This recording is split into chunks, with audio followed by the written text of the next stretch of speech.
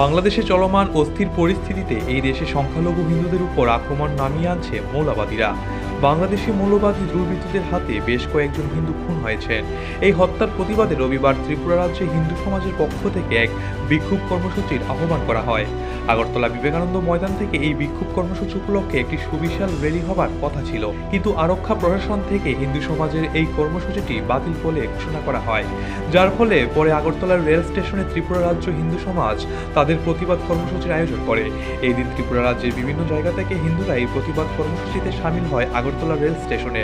সেখান থেকে সংগঠনের নেতৃত্বরা জানিয়েছেন, বাংলাদেশের গণ অভ্যুত্থানের হিন্দুদের অস্তিত্ব সংকট, সেখানে নির্বিচারে হিন্দুদের হত্যা করা হচ্ছে, বাড়িঘর জ্বালিয়ে দেওয়া হচ্ছে, এমনকি হিন্দু মা বোনেরাও বলাৎকারের শিকার হচ্ছে।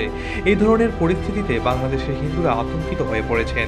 তারা এদিকে ওদিকে পালিয়ে বেড়াচ্ছেন, ভিটেমাটি হারা হয়েছেন প্রচুর লোক।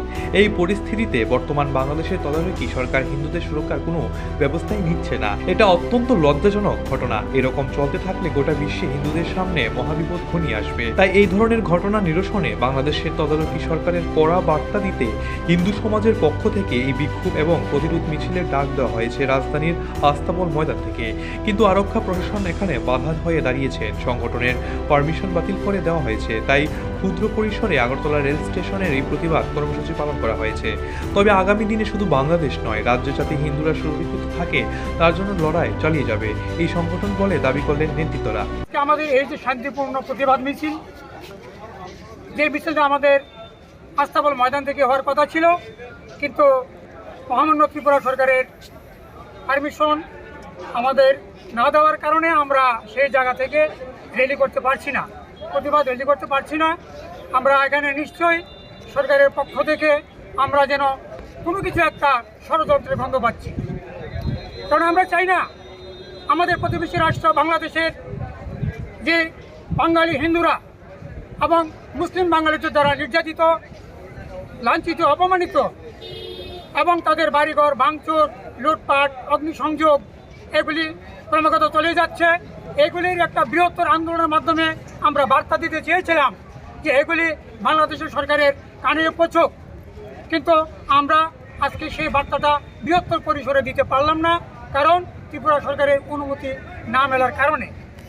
তাই আমি মনে করি আজকে শুধু বাংলাদেশের হিন্দুদের জন্য আমরা চিৎকার করছি, ভালো কথা, সকল হিন্দু সনাতন ভাইরা সুস্থ থাকুক, ভালো থাকুক, কিন্তু আমার ত্রিপুরা রাজ্য যে সনাতন হিন্দু ভাইরা আছে, আমরা চাই যে হিন্দুত্ব যাতে কোনো ষড়যন্ত্রমূলক বিচ্ছিন্নতাদের দ্বারা সংগঠিত না হয়, সেই দিকে আমাদেরকে ত্রিপুরা সনাতন ভাই সকলকে লক্ষ্য রাখতে হবে।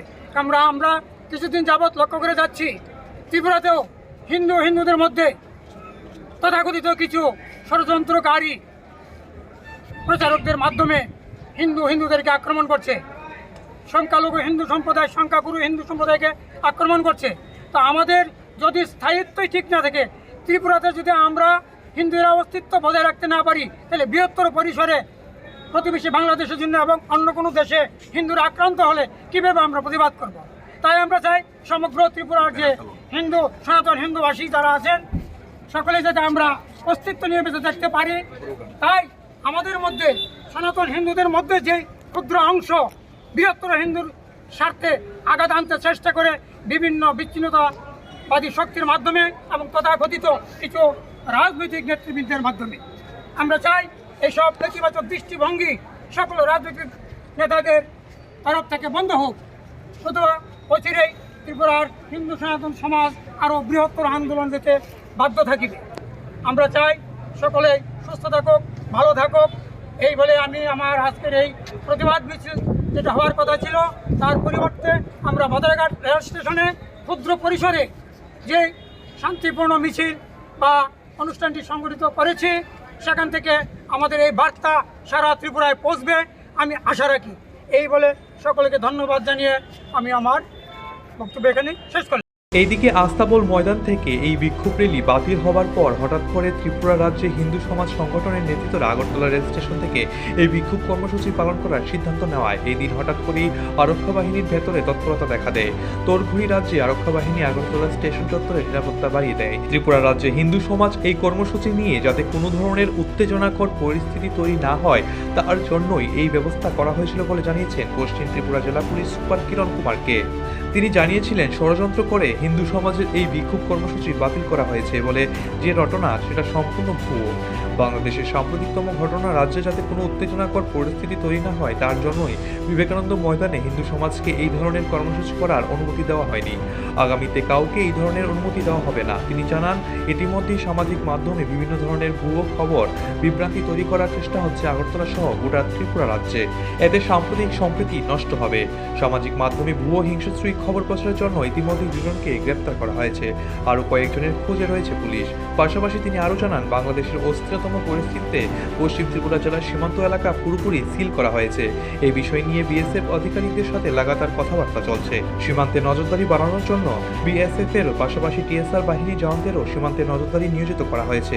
পুরোপুরি বিষয়টি মনিটরিং করতে আরক্ষা বিভাগ এবং বাংলাদেশের ঘটনা নিয়ে রাজ্যে কোনোভাবেই অশান্তি বরখাস্ত করা হবে না বলে জানালেন পুলিশ সুপার কিরণ কুমারকে।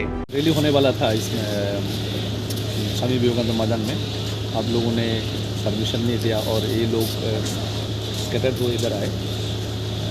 क्यों परमिशन होनी, इनका भी एक कंप्लेन था कि परमिशन नहीं हुआ है। एक्चुअली कल जैसे आपको पता है कुछ ऑडियो क्लिपिंग्स वायरल हुआ है, उसमें कुछ मिसक्रिएंट्स ऐसे स्प्रेड कर रहे हैं मैसेजेस बांग्लादेश का इशू लेके। तो हम लोग इसमें 2 लोगों को अरेस्ट भी किया है। तो इसलिए माहौल बिगड़ना नहीं चाहिए, इसलिए हम किसी को भी अपनी परमिशन नहीं दे रहे हैं। इसी वजह से अभी जो दलाई से जो टीम आया, हम लोगों ने उनको समझा के वापस भेजा। और भी मैं सभी को बोलना चाहता हूँ, अभी हम लोग कोई भी परमिशन नहीं देंगे। और अभी सिचुएशन हम लोग देख रहे हैं, अभी कंट्रोल में है।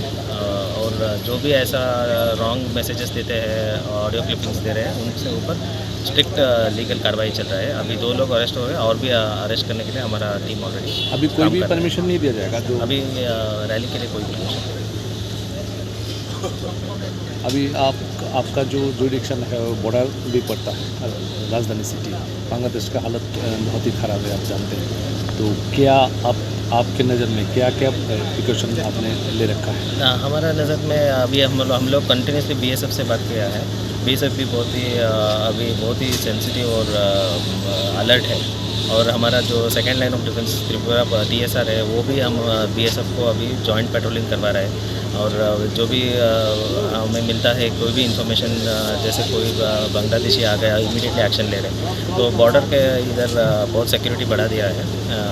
और इनसाइड डिस्ट्रिक्ट भी और स्टेट भी अभी बहुत सारा फोर्सेस है। इलेक्शन का इसमें काउंटिंग भी चल रहा है, बहुत सारा फोर्सेस है। और सिक्योरिटी वाइज हमारा अच्छा নিজস্ব প্রতিনিধি রিপোর্ট, এশিয়ান টাইম।